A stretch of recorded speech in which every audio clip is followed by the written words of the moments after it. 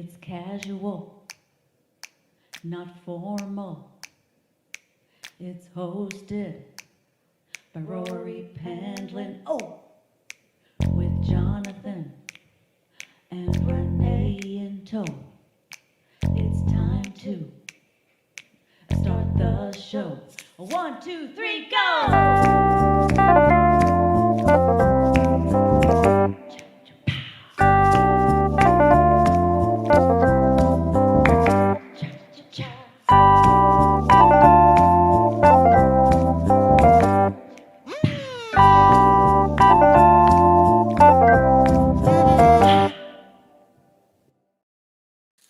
Well, good evening, everybody, and for the people in the Pacific, hey, good afternoon. It's casual. Um, I'm Rory Penland, your host, and of course, Renee is with me tonight. Hello, Is Jonathan hello. under the weather? Jonathan's not feeling well. He said that Yeah, he's not feeling really great, so we hope that he is watching. Hello, Jonathan. yeah. He said he had a sore throat, was coughing a little bit. Uh-oh. Yeah, I think I'm just gonna affirm his wellness. You're gonna be okay. It's gonna be all right. Uh, so he's not here, but that's okay. We do have but he'll be watching. I know him. Okay, He always comes awesome, to awesome. watch. And speaking of Yeah. the weather, it's down here in Florida. It is bone-numbing cold. It's that nasty, rainy cold that just chills you right to your marrow. Um, Wow, I I didn't don't know know it about was you, not but like that. yeah, for Florida, this is not good. Wow. Well, I was gonna say, here I'm here in New York, and of course it's all snow, snow, snow. But you get used to it. But I think when I was down south, the times that it got really cold, it was almost like worse somehow. You know, it's just like I It didn't sounded like a sign Dean up for. Martin commercial. Let it snow, let it Let it snow, let snow. it Yeah. snow. That's after when I look at my window. That's what I see. It just keeps piling up. It keeps piling up. But I there was got something. my love to keep me warm. Well, here's the thing. Here's what I want to get to is that so talk about the Rock and Roll Hall of Fame for a minute. Yeah, yeah. I'm hoping Devo gets in. I I'm really, hoping, yeah, yeah. me too. I'm thinking they are. It's due. It's their time. It is definitely there. I think it's over. Yeah, it's overdue, right? It's Um, overdue. You're correct. I mean, if Kiss is in there now, come on, Devo, the TiVo. whip I it love. good. Now talk about we got a we have some fans who watch the show, Uh-huh. and somebody sent A in a few, video. Yeah, couple. some You know, one we of them got 50, sent in a 60 hits a week. video. Yeah, but one of them is this Benji Smalls. I don't know Oh if you've yeah, heard of him. Heavy Metal Missile. Yeah, I mean he's kind of a big deal. He thought they were going to get nominated this year. You know, Yeah, he's been what saying that for happened? months. What happened? I I, mean, I they don't just know. I Maybe feel it's like because he's most of the band is dead. I well, I I feel think he's the that only surviving member. yeah, but I just feel like he's maybe not getting the respect he deserves. I feel like there's a place for Benji Smalls. I do. Do you Well, want to see the and again, video? I hope he gets in there. I really do. Again, I think I'm a it's gonna fan. happen. I think it's gonna happen, but he did send us this, and I think Oh, he sent us a video. he sent us a video. Oh, cool. And would you like to watch it? All right, Let's do it. let's do it. Hello, this is Benji Smalls from the group Heavy Metal Missile. I just want to say thank you to all of our fans for all your support. We did not make it into the Rock and Roll Hall of Fame this time, but we're still very hopeful that it'll happen soon. So keep your fingers crossed. Love you all, and sex, drugs, and rock and roll! Yeah. That really is his philosophy on life. Sex, drugs, He and rock lives and it. roll. That's He what he's all lives it. about. Yeah, that's what he's all about. I think that you know what? There's a place for him, Roy. Just hold on. He's going to get in there. I promise you he's I going to hope get so. in there. I Yeah. hope so. I'm praying for him. Let's pray for him on that. Well, here's the thing. We have someone special for our first guest. You want to do a little intro on Kenan? He is backstage. Yeah, he's a stand-up comic. Watched a lot of his videos this week on YouTube. He was introduced to me by a mutual friend in Clubhouse. Said, you really don't want to get this guy on the show, and I was like, yeah, I would like that. And yeah, very funny guy. And he also does podcasting, so he's probably got a lot to tell us. So we're gonna bring him. He calls himself awkward, and I want to talk to him about that. So we'll discuss that with him. Let's go ahead and bring up Kenan, Jerome, Floyd. What's up? There he is. How you doing? Doing good, doing good. Glad you were able to make it on the show. This is great. Glad to be here. Again, we've been kind of puttering around on Clubhouse, and again, I've watched several of your videos on YouTube, and I implore to my audience, you should go see this guy's videos on YouTube. He's really funny. The Clubhouse thing was great. Thank you. And did you really grow up a Jehovah's Witness, or was that just shtick? No, I did. I grew up Jehovah's Witness. I grew up Jehovah's Witness. I was what you call born in. Yeah. You know, like a chicken wing. Born. I'm sorry, that was dumb. That never happened again. I was born in, meaning my parents were Jehovah's Witnesses. You know, my family was Jehovah's Witnesses. So I grew up most of my life in the religion, and then I eventually dedicated my life by getting baptized and all that stuff, and eventually I served as a missionary. I served as a missionary in the Dominican Republic for about. I grew up in Jehovah's Witnesses. Oh, Renee's got a clip here years. of that. Yeah. Okay. Yeah, go ahead, roll it. I told her about the clip. I didn't know she was going to grab it. Yeah, Watch sorry that. guys. Things happen when they happen with the technology, but That's okay. Yeah, roll it. Play it now. Go ahead and roll Let's it. roll it. Let's do it. Yeah. I missed that sweater. No, don't clap for that. Because like people like, oh, you visit us Saturday mornings and all that stuff. Why do you do it? It's because it's like a cult. It's like a cult. Like it's pressure. They give you a lot of pressure to go out there and knock on doors. If you don't, they call you out on it. They do. They call you out on it, and it's tough. 6 years old, going out there with watchtowers. I missed out a lot of great Saturday morning cartoons. And I'm seeing all kinds of stuff I shouldn't even be seeing. I remember I go out the first door, knock on the door. Old man comes to the door with like in his underwear, but it's like not good. Like the lining and shit was out, like it was like Fruit of the Looms. And it had like piss stains all over them. And they were different colors. We had lemon. Then we had Sunny D and Guinness over here. And I'm 6. The first thing I'm thinking is, man, this dude's not getting enough water. He needs to get kidneys checked. But it's like at 15, I remember at 15 I started doing comedy. I wasn't getting movies and all that stuff. And I wasn't allowed. Like I had to quit. And so we got to keep you away. We got to get you away from these distractions. So they decided it would be a good idea for me to be a missionary in the Dominican Republic. Oh. And if you know anything about the Dominican Republic, their religion down there is rum, weed, and big booty bitches. And I was easily converted. I remember when I got off the plane, I had my Bible in hand, I had my backpack, I walked, and at the terminal, they had 2 women with coconut bras, like glitter thongs, and big old feathers. And they take a picture with you when you walked out. I remember I took the picture, and I'm between these pairs of titties, I was like, I'm not gonna make it. You know, me, Kenan, Jerome, Floyd, thanks a lot, everybody. Go to the show. Great. Oh boy, I missed that sweater. You know, I feel that way too about some of the stuff that I used to wear. And then on the other hand, there are some things I go, oh my God, why did I wear that on stage? Exactly. What the hell? If the Tonight Show was still a thing, I keep trying to envision what type of goofiness I would wear if I ever got the opportunity. We had Eddie Brill on not a couple of months ago, and showed a clip of him in this really very bright, multicolored like sweater thing that he wore, and he was just commenting on it the whole way. Oh my God, I forgot about that.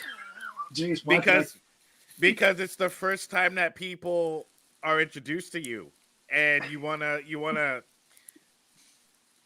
it's like going on a first date with no guidance. Yeah, this it's is like what comics are wearing today.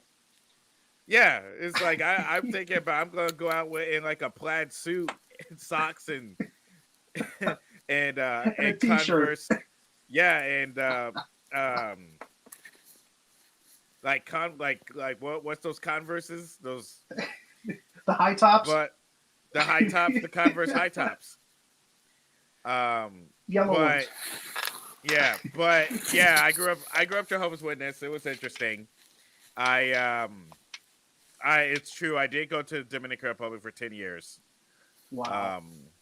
And I eventually got kicked out of the religion. So You converted to the religion and then you got kicked out.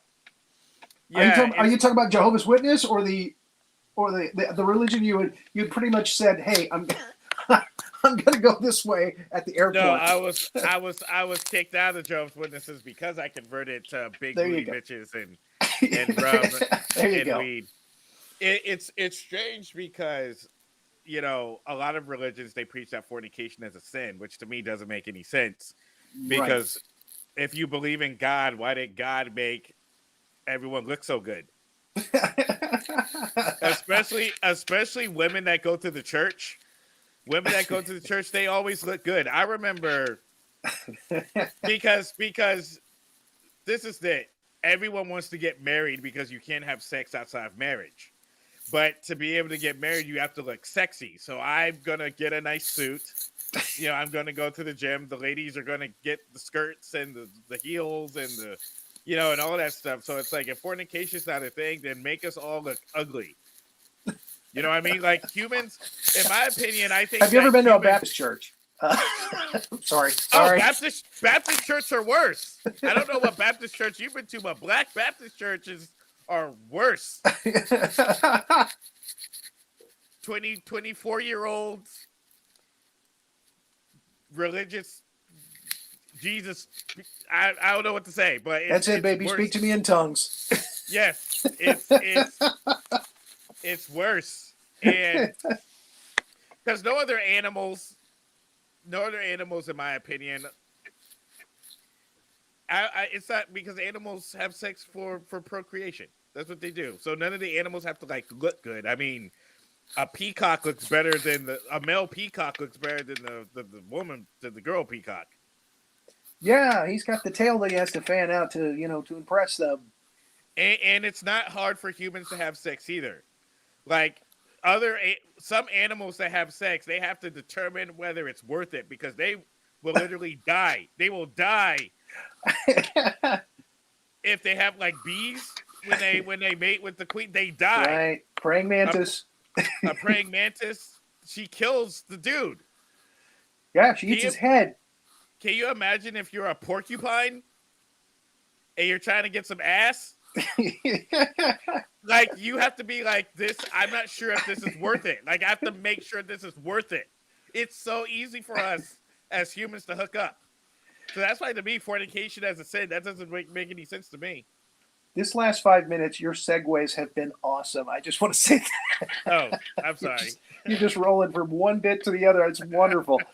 And it's no wonder the pictures that I got for you to do the advertisements with. You're on some of the best stages, in the country. Laugh Factory, the Improv. How long have you been doing comedy? I started in 2003, so that's what now, 17? About 17 years. 17, just a years. Baby. Yeah, exactly. because for me, it's one of those things that I think if I was on stage as much as I'm on stage now, since 2003, I think I would be more comfortable in saying that. But it's one of those things where when you start because when I started, I didn't realize how serious comedy was. Comedy is a serious business, so I was Yeah, I mean, I was doing it, but it wasn't like I need to get on stage every day, 3 times a day. I need to move to Los Angeles. I need to move to New York. It wasn't really that. I just did stand up in Pennsylvania, in central Pennsylvania. So is that where you hang your hat? Is that where you're calling home? Yeah, that's where I grew up. I'm originally from Alabama, but we escaped and moved to Pennsylvania. So that's why I went to school. That's where my parents live. I see. Who are some of your favorite people to work with? Currently, right now, I'm working with Godfrey, comedian Godfrey from Soul Plane, Wildin' Out. His podcast, and Godfrey We Trust. He's one of my favorite people to work with right now because For a I work moment, with I him. thought you meant Gilbert Godfrey. Not Gilbert Godfrey. See, everyone does. That's why I gotta say Godfrey. Gilbert Godfrey was not in Soul Plane, people. He was in the other one. What's it called? Aladdin. Same exact movie, but just different cast and plot. He was the other guy. I was the bird. But I've met Gilbert Godfrey. Gilbert Godfrey is great.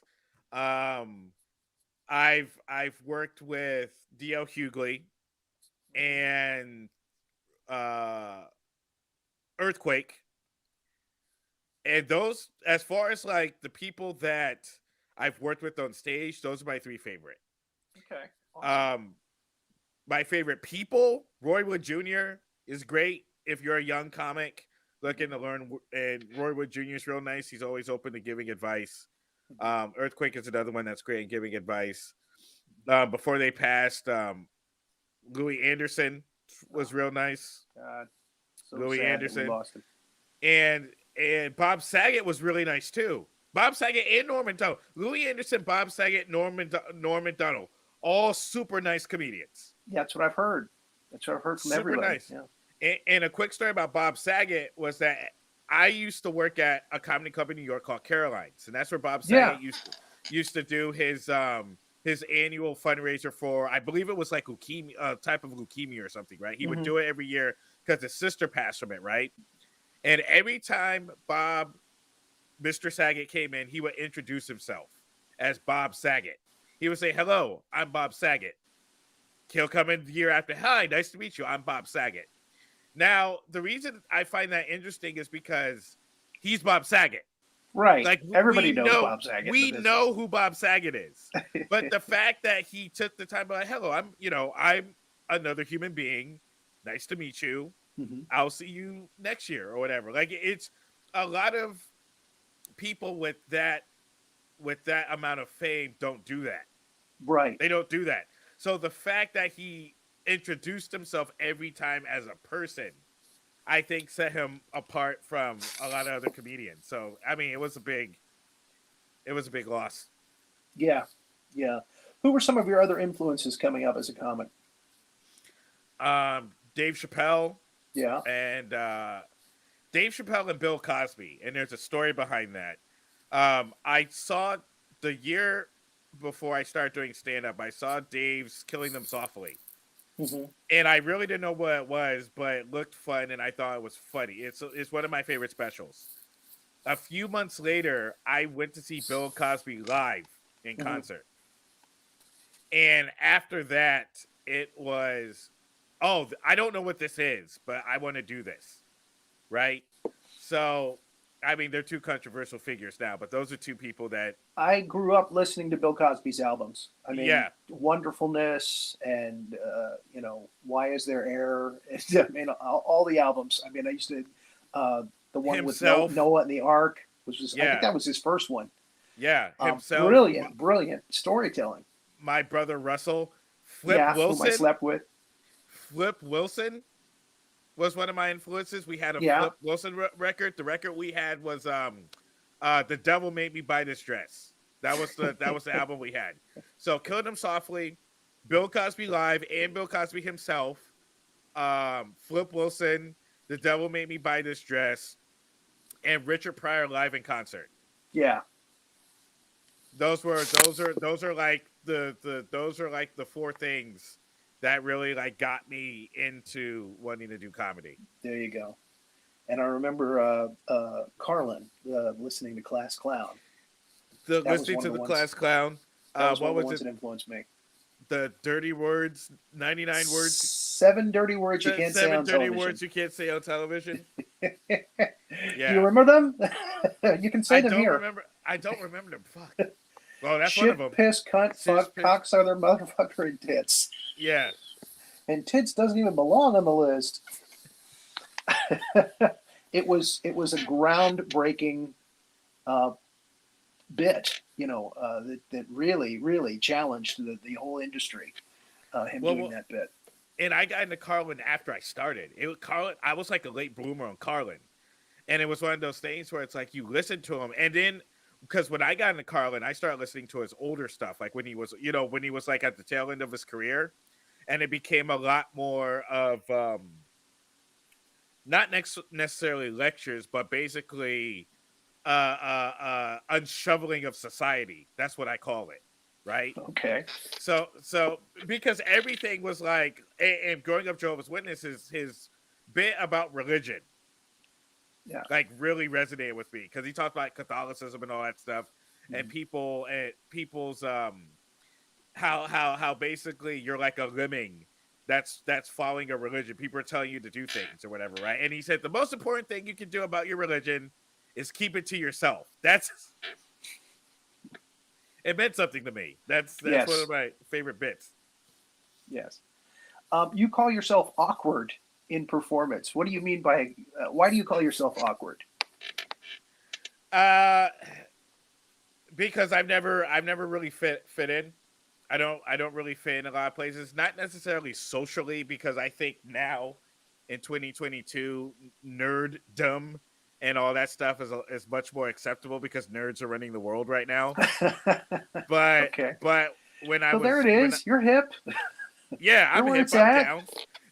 But this is the thing I'll say. A lot of you people out there that are trying to claim you're nerds, stop it. You weren't there.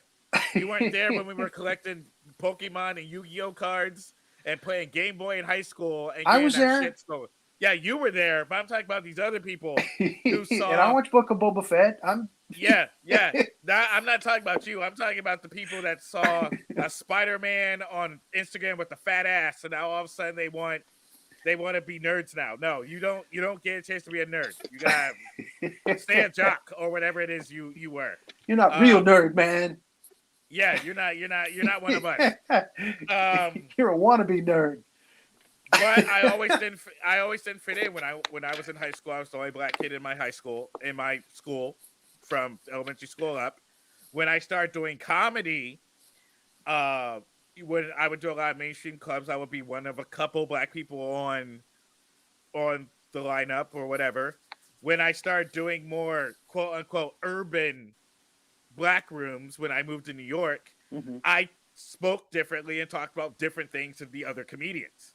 Right. So I've always been in that pocket of being in the middle, and I've had to learn how to make it work. So I'm just like, okay, well, I might as well embrace it. So it's not awkward. It's refreshing. It's a different take. It's just different. That's it. and you have a company called Dangerously Awkward Productions. Can you tell us about that? Yeah, so Dangerously Awkward was birthed basically, well, two reasons. I'm working on a television show with Godfrey and Tiffany Haddish that's going into production soon. We just actually got our showrunner last week, and we start work with the showrunner tomorrow, Awesome. which is actually pretty cool. Thank you. And also, I come from working, my first job in the film industry was working in visual effects. I've worked on the Book of Boba Fett and stuff like that. So, oh, wow. So what I noticed is that I'm a the key proponent is diversity in storytelling. That's important to me. Seeing people like me, giving a chance to my future children to see people like them, other people, just different stories from different unique voices. And since I worked in technology, tech development, and visual effects, I said, well, if we got a hold of the technology and put it together with unique voices, we could really do some damage. So basically, this company is the result of taking the latest technology, taking unique voices, taking opportunities that not a lot of people might be able to have otherwise, and basically putting it under an umbrella where we can produce, different stories in the sci-fi, fantasy, comedy, action space. So the company split up in 5 subsidiaries. We're going to work on comic books. We're going to work on television shows, live action films, animation. Now that the metaverse is a thing, we're going to be working on some metaverse experiences as well. Cool. So, so that's going to be fun. So it's actually Dangerously Awesome Productions. Dangerously Awesome, yes. I think I read that wrong. Well, it's Dangerously Awkward. I put it in the chat. I don't know. Wait, should I put in the comments? Let me put in the comments. Can Can I put in the comments? I don't know if I Sure. can put in the You comments. can type in stuff, sure. Just like any of our audience members. What is your ultimate dream? I mean, I think you just told me actually. Well, You're actually getting there. You're actually almost there. well, the ultimate dream is to have the freedom to be able to tell my story as I see fit, and to give other people the opportunity as well. And that's either through media or content as well as comedy. Mhm. I think initially what's happening now is I think people are getting scared to express themselves, but I think they're reacting in a way that's more defensive rather than offensive. Like learning how to express what's really in your heart versus on the attack. You know what I mean? Because it's a lot of cause and effect. It's I cause and see. effect. So I'm going to Wow. react this way because I feel like it's a cause and an effect. But I think bringing it back to the authentic, this is how I feel, and this is how I want to express myself. I think getting back to that unadulterated form of storytelling, I think is the ultimate goal. Oh man, that's great. That's awesome. What's coming up for you in the near future? What should we look for? Well, like I said, tomorrow I start on a television show that I created. I wrote and created with Godfrey. I'm not going to give too much details about it, but it's going to Can be you tell coming. us the title? Yes, the title is Unfamiliar. Okay. So just pay attention to the trades in the next couple months. Okay. We'll get we'll get some you know just pay attention. Just pay attention. It's stuff is coming. Back in October, we had a friend of mine, Damien Poitier, on the show, and you guys seem so much alike. You should actually look him up. He was actually the guy that played Thanos in the original Avengers movie in the end credits, and he's actually Wow. in several of the Marvel Universe movies. You know, playing little small characters, and he's playing Goldface now on the Flash TV show. Um, and he is such a comic book nerd. It's so funny. I love talking with him because we are so much alike. And again, we used to work together at a haunted attraction here in Orlando. Um, and again, I'm just so happy for him that he's gone out to LA and that he's made something, out there. He's made a name for himself out there. And again, he's just such a real fun guy to talk to. I want to definitely look him up. Yeah, you should Yeah. definitely do that. Okay. Well, thank you so much again for coming on and telling us what you're into now and what you're up to. You're welcome to stay for the last half of the show. We always let our first guest make the choice to, if they got stuff to do, they can go, or if they want to stick around and hang out. I think I actually have to go. However, thank you so much, Rory, for having me. And people were asking me about where they can find information about Dangerously Awkward. I can't seem to put it in the comment section. Okay. But you can go to dangerouslyawkward.com is our website. You can follow me on Instagram, Kenan J Floyd, KenanJFloyd, which is right down here, and it was down there. You can follow me on Instagram. You can visit our website, and also what you're going to see on our website is that we actually have a WeFunder up where we're actually, giving people the opportunity to invest in our company in exchange for a percentage of net profits and different things like that. So if anyone is interested, go ahead, hit the website, hit invest. They'll take you to the WeFunder.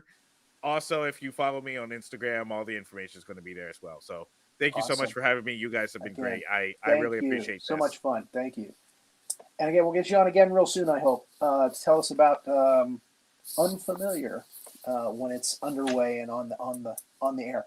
Our next guests are also media moguls in the social media world. I wanted to come in for the part of this. Yes, it's a dynamic duo that everybody here knows and loves, and they are one of the original people and teams to get this ball rolling. What you see now with this programming and a lot of other offshoots, really, they're the ones that back they'll tell you about it. But back in the day, I mean, they put Yeah, they together inspired it. a lot of the stuff that we are building upon here.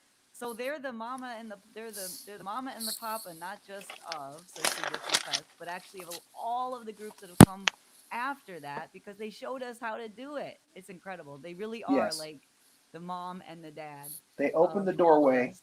So, and we're going to talk about that with Jake and Bethy Allen. woo! Here they Let's go. bring them up. Oh, Hi. Woo! Little hot.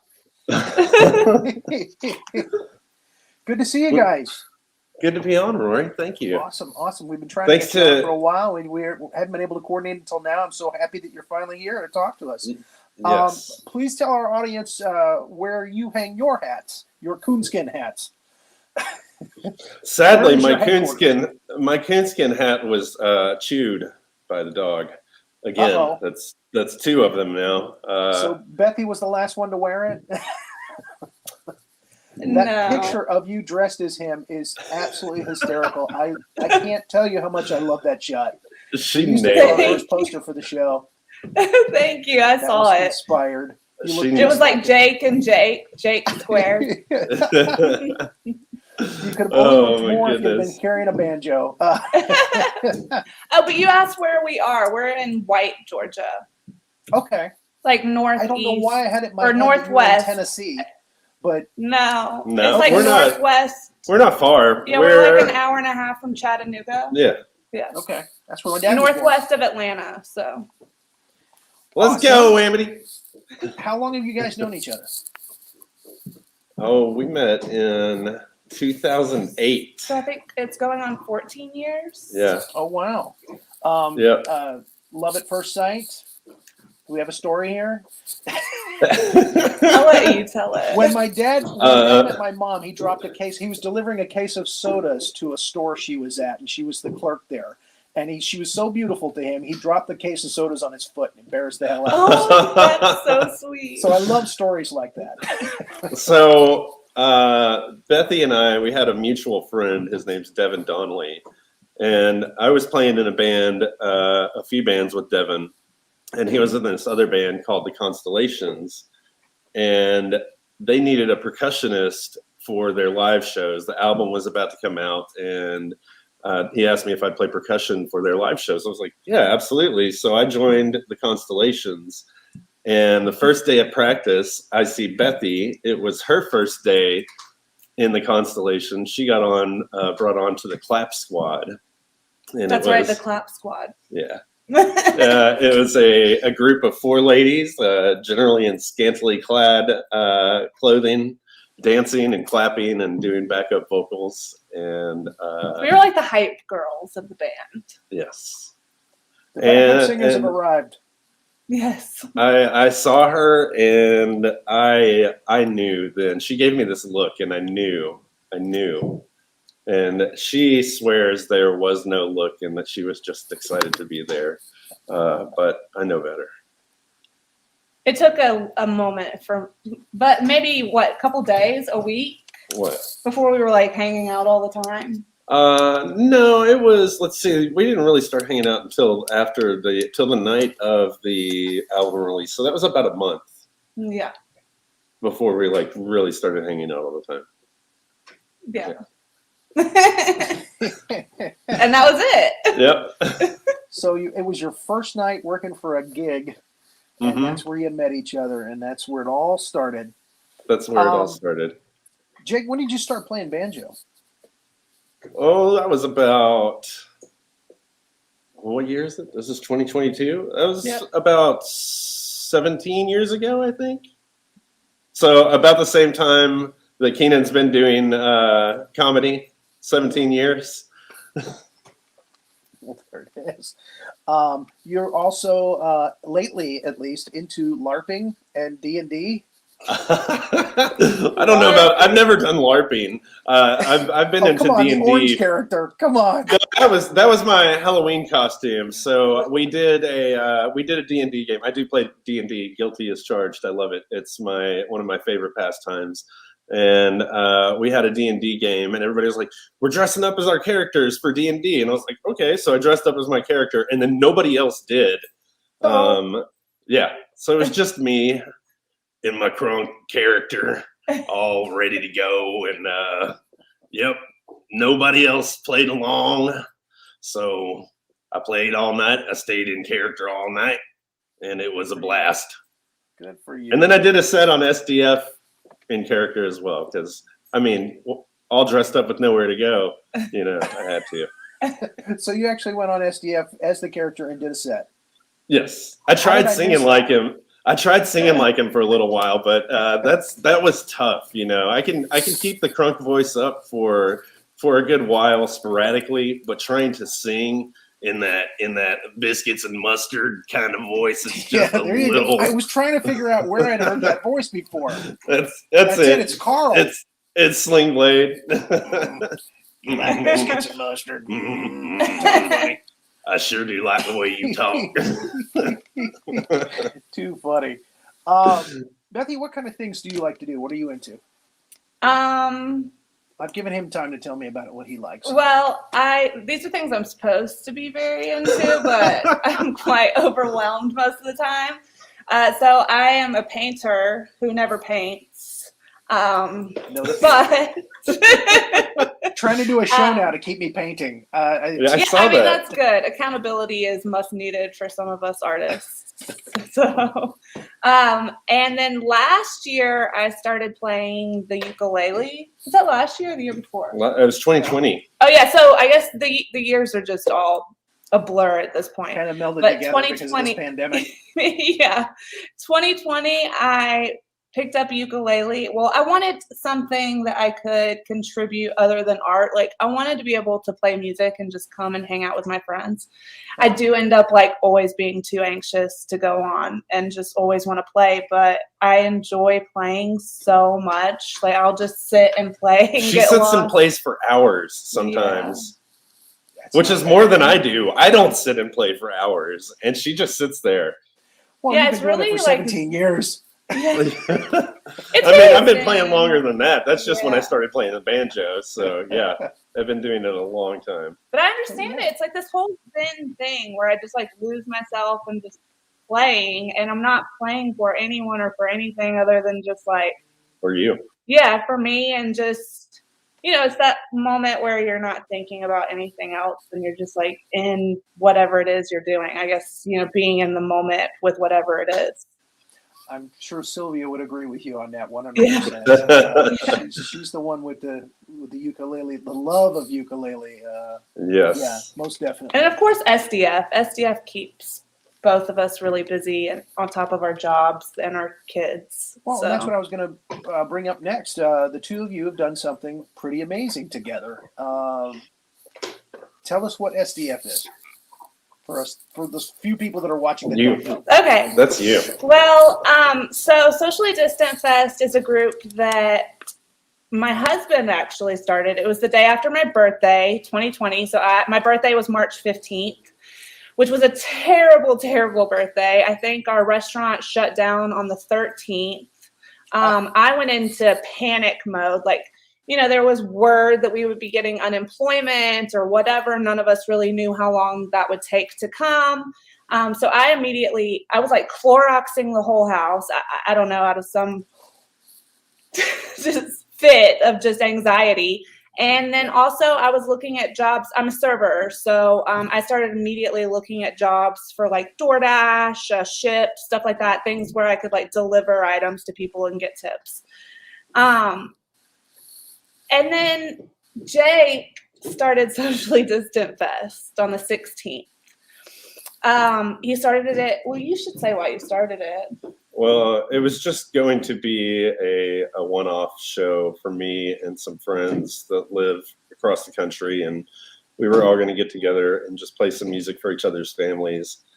And then a friend of ours heard about it and was like, "Oh, can I make you a flyer?" And sure, okay, yeah, let's make a flyer for it. So she made a flyer, and it got passed around, and we figured out we had to make a group. Well, actually, we started off with a Facebook page, and they were like, "Wait, no, okay, we'll make a group." So we made a group, and it took off. And yeah, I think we had like 20,000 people in like 2 or 3 days. There was 50,000 I think there was 80,000 in 8 days or something like that. So we asked for submissions for bands to do this one-time show that was supposed to be the following Sunday. So it was just 1 week because we just planned on having like some immediate friends of ours play. We had like over 400 band submissions or something. That flyer went out right as South by Southwest canceled. And so some people that were going to be playing South by Southwest got a hold of it and were like, wait, what? And it got shared around. And so, within that week, we had over 450 submissions of bands wanting to play that first Sunday. Wow. So it very quickly grew, and then we had to figure out exactly what it was going to be. I think Jake went live one day. He played the banjo in our bathroom. And it was the first live on SDF, and then nobody had done that yet. We didn't really know what we were doing with it yet. People were still just kind of posting whatever. We're excited, but there wasn't really like early days were crazy to what it was. So Jake did that, and then everybody he said at the end, I had a friend who's up next. And his friend popped on, and then it just kept going. Snowballed from there. And it just like never stopped. Then we were very quickly like, okay, we had to pull on a whole team. Like there were people doing graphics. So we had like an art team. We had, we quickly had to form a business because we started selling t-shirts, which just it's all happened while we lost our jobs. So we have no income at all. Yes. I don't know if you can see, I've got mine on right now. Yes, awesome. Thank you. It was just, it happened so quickly. And so we had to bring all these moderators on, and it was so busy. So we had like almost 30 people on the team. And we would have to have several moderators on per time slot. And I had to schedule them, and they had to be there 24/7 because it was only accepting live. So you had to be able to approve the live as it got there and then deny anything that wasn't alive. So it was very important for people to be there constantly. People were all over the world, so they were coming on all hours of the night. Yeah. Right. It was a lot. It's international. Then we loved it. Coming out from Botswana. That first night, we just laid in bed all night long, just riding a high. And I remember at one point, it was like 2 or 3 o'clock in the morning, and this dude from Australia hops on, and he's playing his Hammond organ with a Leslie at like 2 o'clock in the morning. And we were just like, what the hell? This is in Australia? I mean, like, are you kidding me? And now I would say it's become what it has turned into over the last 2 years. I mean, thankfully to our amazing team and the people who helped us form it and then kind of set it in our hands, and the people who are still there, and like everyone who's been involved, and so many people have been involved in helping make SDF what it was, all the way down to the artists who continue to come and perform for everyone. And then the people who continue to show up to cheer them on. It's this community that feels like a family. We've made so many amazing friends who we've met in real life. I get teary-eyed thinking about it because some of my best friends are now from SDF, and I never would have met them. It was this amazing thing that the pandemic did, that it gave us SDF. Yeah, there was definitely, everybody was afraid, like you were at the time. Yeah. You know, they didn't know what was going to happen. They didn't know how long it was going to last. We thought this thing was going to be over in like less than a year, like 6 months. When SARS hit China, I think it was 2012. 2002, 2003, I guess it was, because it was before I moved there. That was over in just a few months. So we were told it was going to be like 2 weeks, Yeah. And we're just going to close for 2 weeks, and then everything's going to be fine. But I remember when we closed, and I was like, this isn't 2 weeks, because I remember watching the news and like watching it come across Europe and then hit Italy, and everything shut down. And I was like, called my dad, and I was like, Dad, it's about to get really serious here. And he was like, no. We're at Costco, like buying food. Like, all right, this is happening. We're loading up on toilet paper. We didn't load up on toilet paper. I never No, really. we cloth diapered both of our girls. We Yeah. are not afraid to Well, I was wipe like- our asses with a towel Socks. and wash Socks. it. I was Or like, we have socks, so. whatever. That's what I said. Now to him. that's I a said, we taxi have so cab many confession socks there. that don't have a match. I will wipe my butt with it. If I cannot Okay. eat toilet paper. So No. that was my concern. Was like, we have to have food. No, but We I have to remember have that was food one of and the water. big jokes early on. Was people were It loading up was. on water and toilet paper that was Yeah. going. Some people couldn't get any. Yep. It's like crazy. Yeah. Hunkering down for the big storm. So, but again, there are certain things in life that we need. You know, we need food and water. Obviously, we need shelter. We need want and belong. That's a key. That's a key ingredient there that we need. We have to have want and belong. So again, you opened up this doorway, and everybody's like, "Oh wow, there!" You know, Yeah. and they all just rushed right to it because I mean, it was a way for everybody to communicate. And again, you didn't realize it was international when you first did it. You just thought, oh, We you know, didn't we're know just what it going to was do gonna this thing on be. Facebook. You know, maybe a few people in America will see it. Yeah. That's all I know. thought, you know. Yeah. Meanwhile, you got people who speak Swahili going, oh, hey. Yeah. No, for real. Yeah. You know?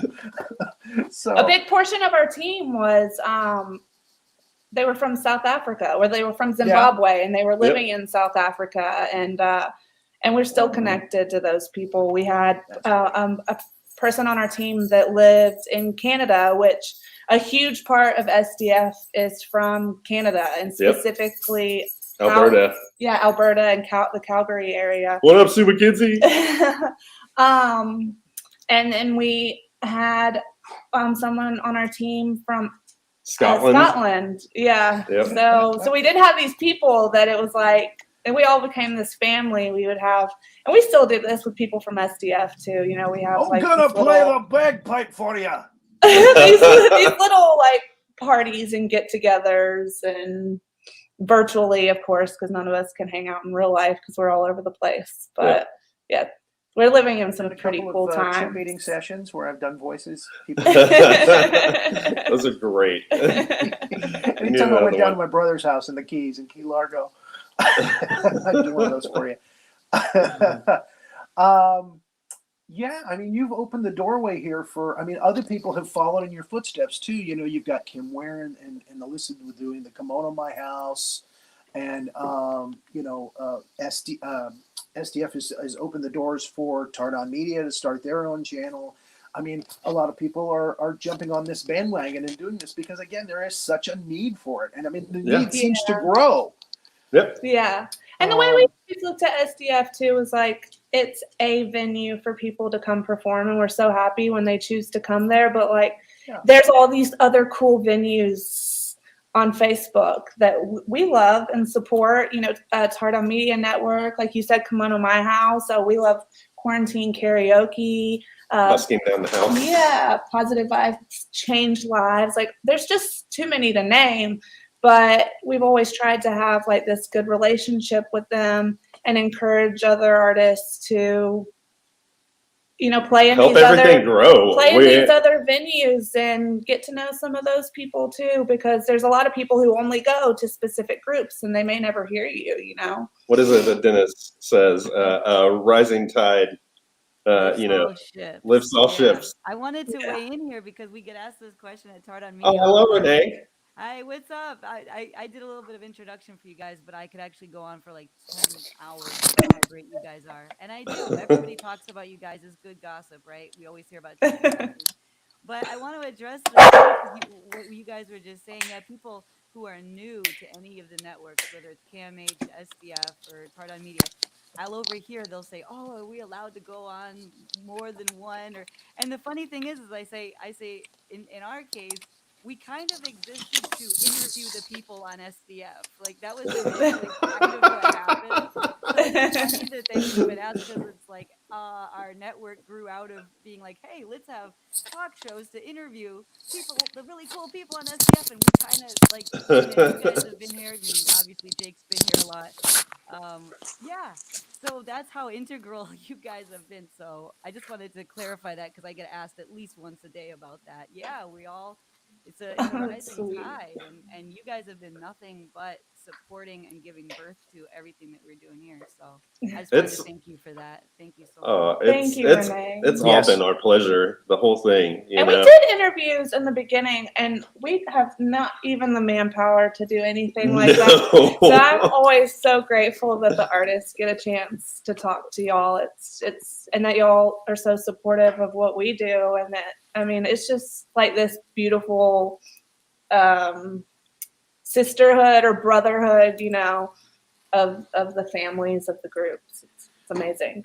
Well, again, because you were the first, you're the mama and the papa of this kind of thing. And again, the reach of SDF is just unbelievable how far it's gone. I mean, it's all the way over the other side of the globe.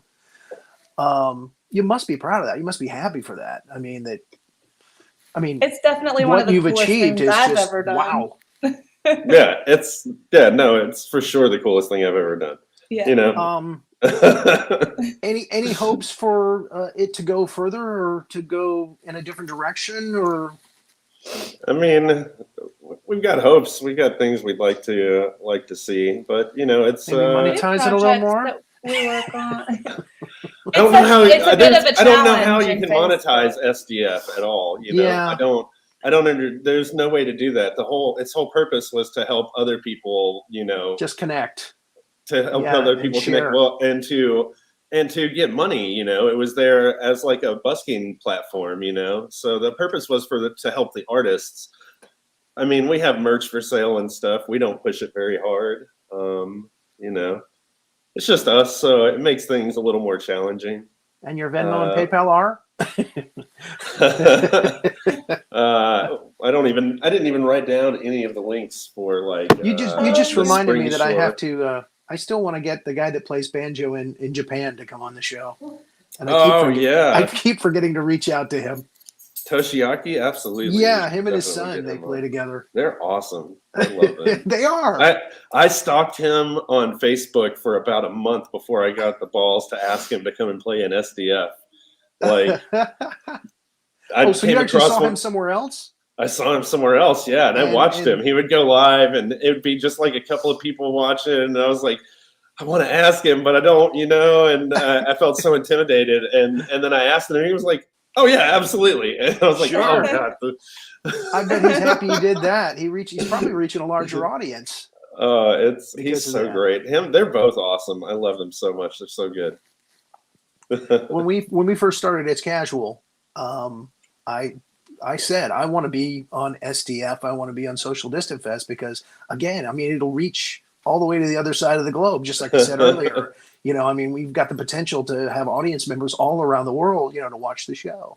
So I was like, I really want to be on this platform. Renee will tell you. We're glad you are. Yeah, we are super excited to have y'all. So we've got the SDF network thing going. The group, you know, the whole idea for that was to have a place because, you know, Socially Distant Fest is strictly about live performance. Like, we don't let anything else through. That's it.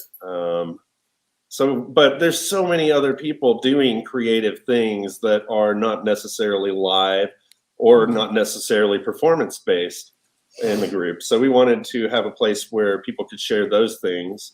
And it's also a place where we're trying to build, like, I guess it's kind of like another MTV sort of type thing. We want to air music videos on there and stuff. But, you know, I want my SDF. No, we've got that. We've got it all on SDF. That's our tagline. We've got it all on SDF. Yeah, Cody Henry. That was him. That's straight out of some Weird Al UHF right there. Shout out to Cody Henry. I haven't thought about that movie in ages. I love that movie. Oh, it's so good. It's the best. Now, you're full-time workers. You're family people. Yeah. How are you able to stretch yourself to where you can actually manage this monster, this huge thing, and be able to do everything else in your life? Yep. Uh-oh, hit a nerve. There's times where we have to take steps back from Socially Distant Fest. There's also been, since we started it, there's been changes, updates to groups that Facebook made that allowed us to be able to cut back and not really use a full-time moderating team anymore.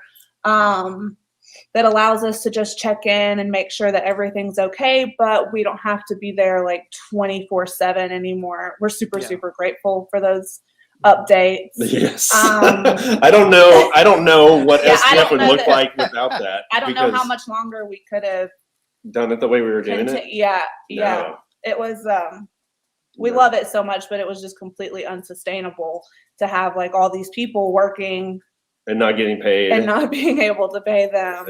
Yeah. So I am super grateful that it has become what it has become. And if there are names you want to shout out now, go ahead. There's a lot. Oh, there's it's a huge list. Yeah, it's massive. Like Dan Kasaya, Claire Wolf, Dennis, Melissa Mims. Yeah, definitely Dennis.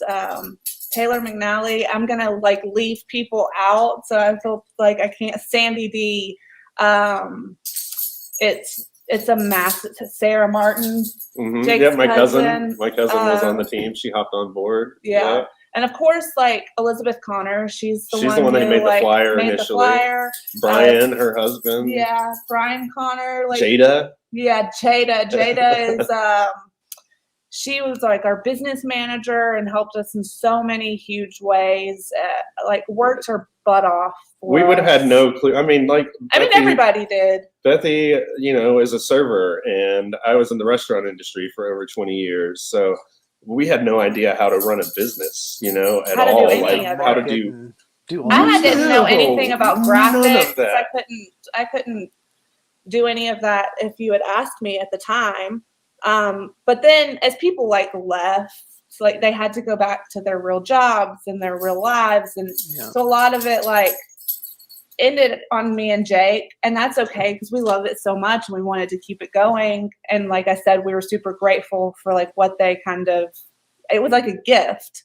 But it was also it was how are we going to do this? Yeah, we had to start learning. Yeah, things. so I had to learn how to do graphics. I had to learn, and I'm so grateful that I did. It was such a rewarding thing to be so involved, and we ended up doing all the booking after that, and it was amazing. Yeah, we love it. What would you say? I'm sorry. Go ahead. No, go ahead. I don't remember what I was saying. Again, thank you everybody that made it happen. We all love you for it. Yes. What would you say was the craziest performance that you caught on your own network there? Oh, well, I'm sure that they all belong to Michael Zabret. Yeah, no, for sure. We had a live where he started it. Was it on the toilet? Yeah, he was naked on the toilet eating a can of corn out of the can. Mm-hmm. I'll have to look that one up. I don't know that one still exists, but there's a lot of really, yeah. We were I don't know. We had to try it down. Yeah. Don't censor me. But he would have ones where he was he had a bone-in in the shower. So yes. he would be bone-in in the shower. So he would be in the shower Zabret. playing a trombone. He got really crafty because he we don't allow people to smoke weed on camera. It's because of Facebook's policies, not ours. We don't care. But so Michael, he was always pushing the boundaries. What can I get away with? So he would take his bubbler and hit it right up next to it so you could hear it. And then he would just blow the smoke on the camera. Yeah. And I'm well, he didn't hit it on camera. And he wasn't allowed to talk about it really that much either. So he would be call it his Scooby treats or something. I can't remember, but then he figured out how to use OBS. Oh yeah. He would use OBS. He learned how to do that, and he would put up a little black bar, right? And he would hit it behind the black bar. That's creative. It is, was. and he technically wasn't breaking the rules, so we left it. You found a way around it. Congratulations. Thank you so much for coming on the show tonight. We're so happy that we Thank finally you so got much you for on. having us. Yeah, it's And fun. what a wonderful interview. Even better than I expected. So, and I should have great. known it was going to be fantastic. So, thank you again. That's because Bethy is here this time. Thank you, Rory, for having us. Thank you so much to Renee. Our too. Yeah, absolute thank you, pleasure. Renee. Again, Thanks thank for you for Rory. everything you've done for Oh, this. yes, we love you. We love y'all too. too. Thanks everybody Oh my for gosh. watching too and hanging out. Yeah, Yeah, we're have, gonna have to like, go back and everybody read the here right comments. now. We gotta go back Yeah, and look at all the comments. Just There you Cantley go. eating pickles, Gregory says. Oh, yeah, Pickles and mayhem. Oh. Pickles with cream cheese and ham wrapped around them. Oh yeah, that's good. oh yeah, that is. They Good. serve that at Bethy's work. Yeah. Yeah. Yeah. Yeah. Oh my goodness. All right. Good night, everybody. Take care. Much Good love. night, y'all. Bye, everybody. Thank you. Socially distant fest forever. All right.